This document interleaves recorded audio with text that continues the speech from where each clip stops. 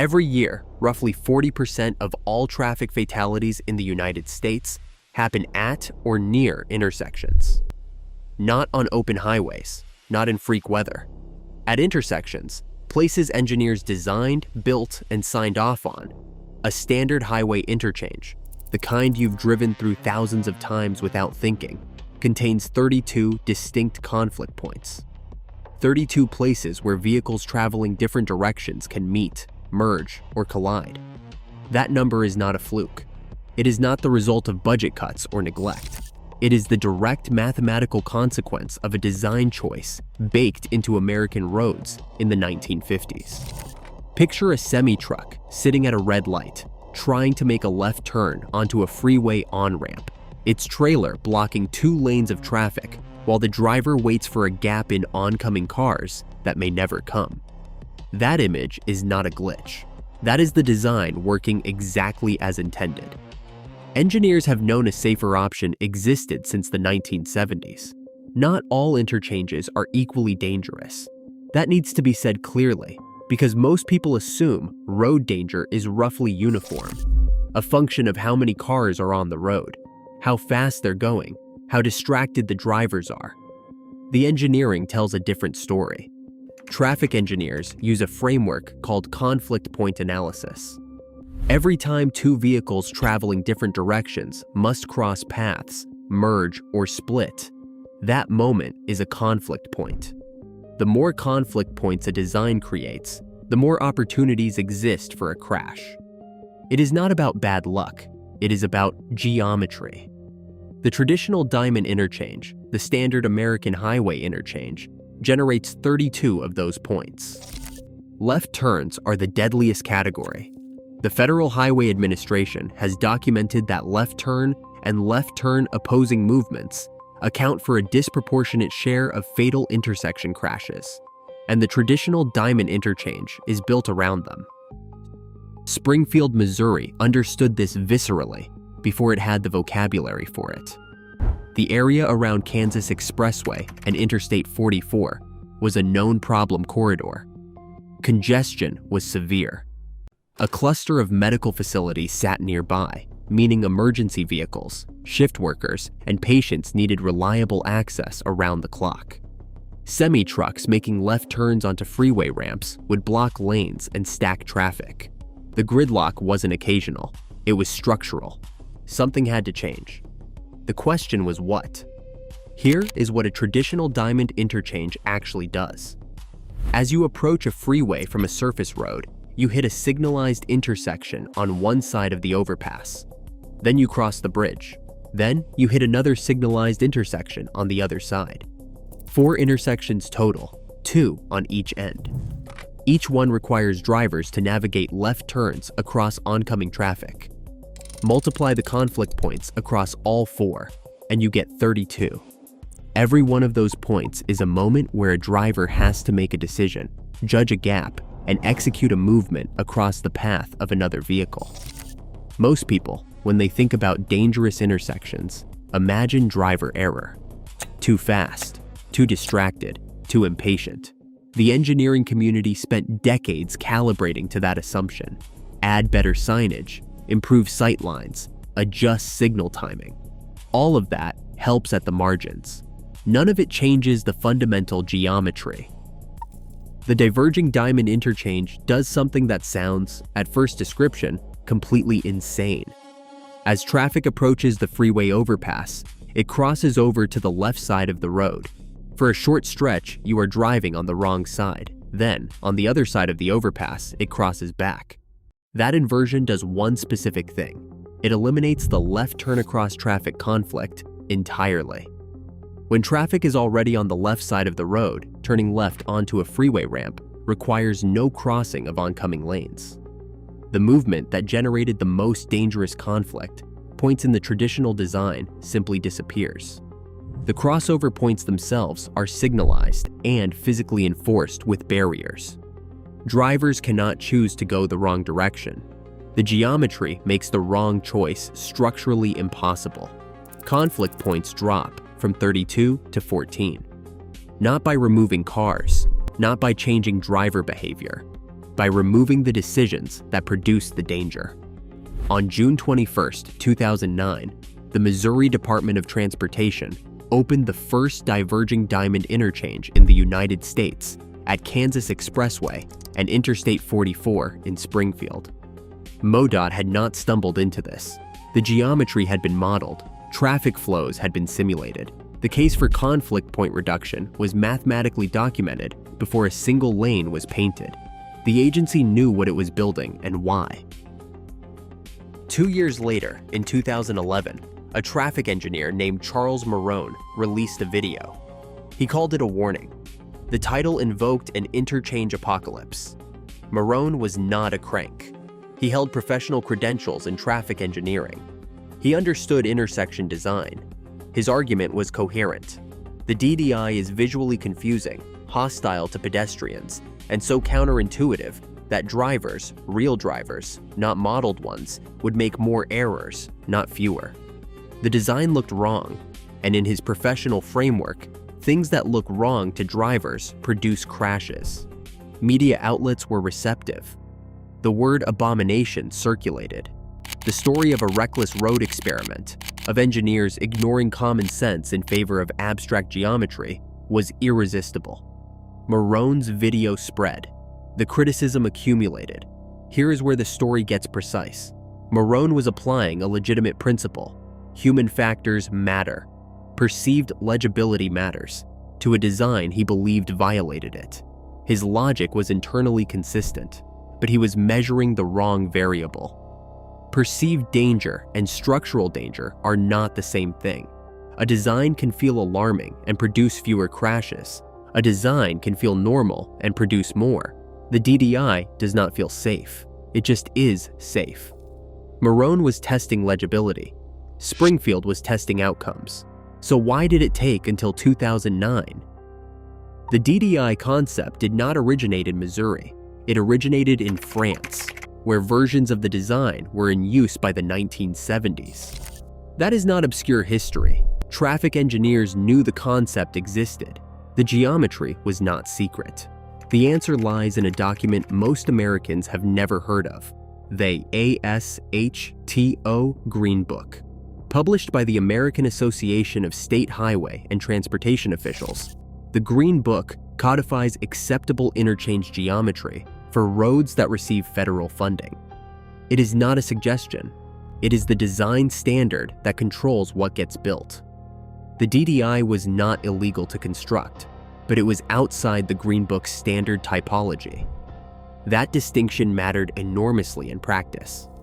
Any state agency that wanted to build one had to justify the deviation independently, secure case-by-case review, and coordinate with the Federal Highway Administration before federal AED money could flow.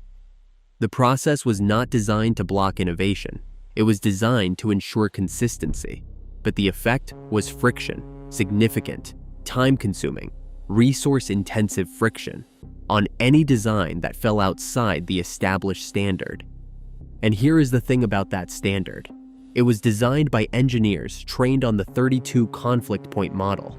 Their professional intuitions were calibrated to it.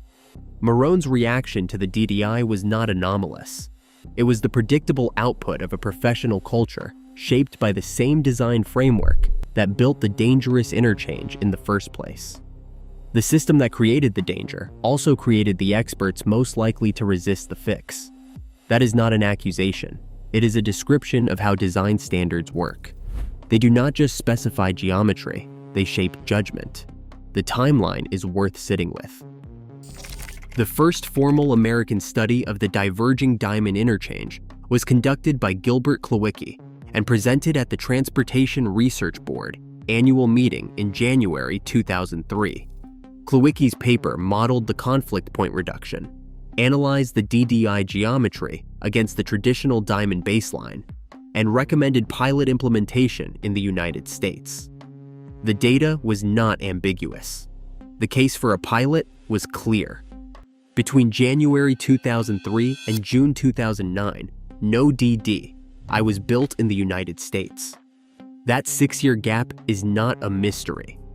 MoDOT's process for the Springfield interchange required site-specific engineering studies, environmental review, and coordination with FHWA before construction could begin. It also required something the agency clearly understood as necessary from the start: a public information campaign. Before Springfield opened, MoDOT produced materials explaining to drivers why they were about to be on the wrong side of the road. Signage, guides, outreach. The agency knew the design would feel wrong. They planned for it. They managed the perception gap deliberately because they understood that the gap existed and that ignoring it would produce the exact public reaction Morone would later articulate. That public information campaign is one of the most revealing details in this story.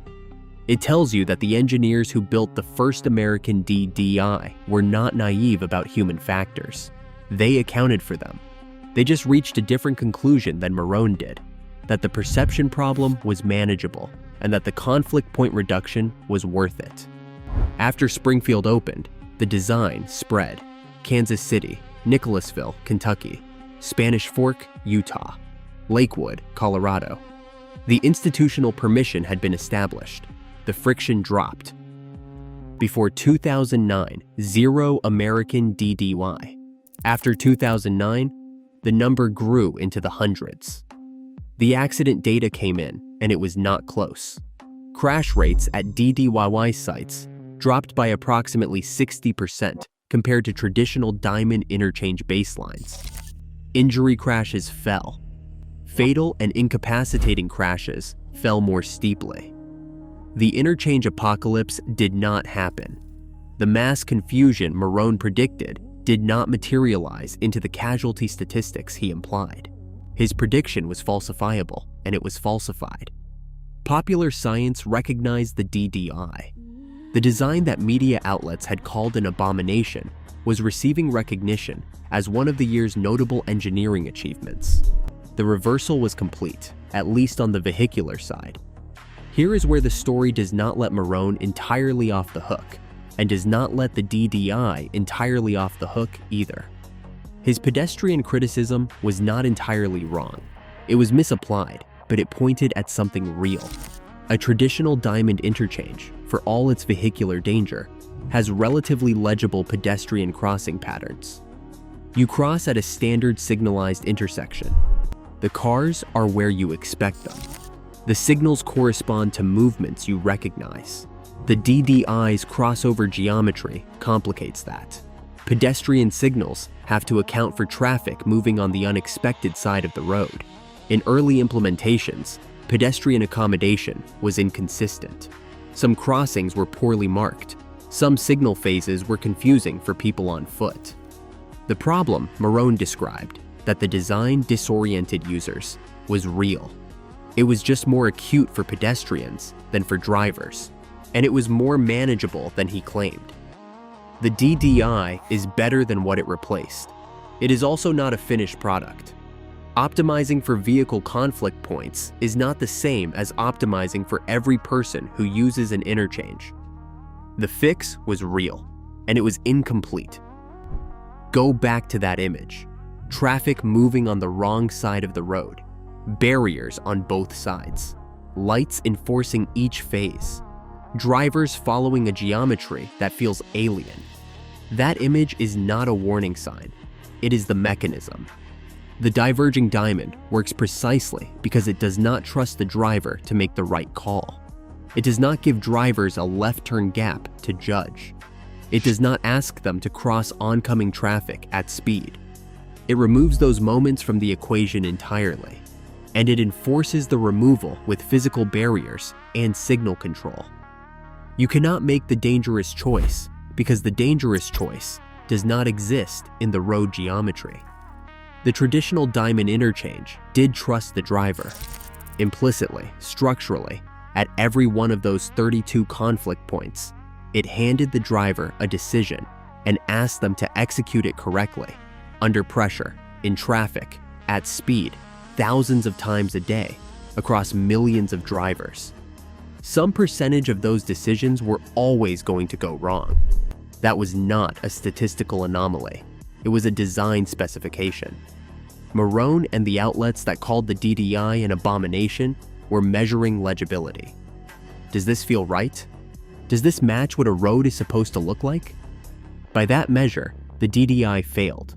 It still fails. Ask any driver the first time they encounter one. The accident data was measuring something else entirely. Does this produce harm? Does this kill people? By that measure, the traditional diamond failed, quietly, measurably, for decades.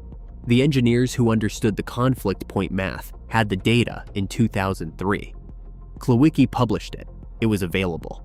The Transportation Research Board received it, and the first American road did not act on it until 2009. The design that looked wrong was right all along. The design that looked right had been killing people the whole time. And the difference between knowing that and doing something about it was 6 years. One state agency willing to absorb the institutional friction, and a public information campaign designed to convince drivers to trust a road that, for once, had already done the trusting for them.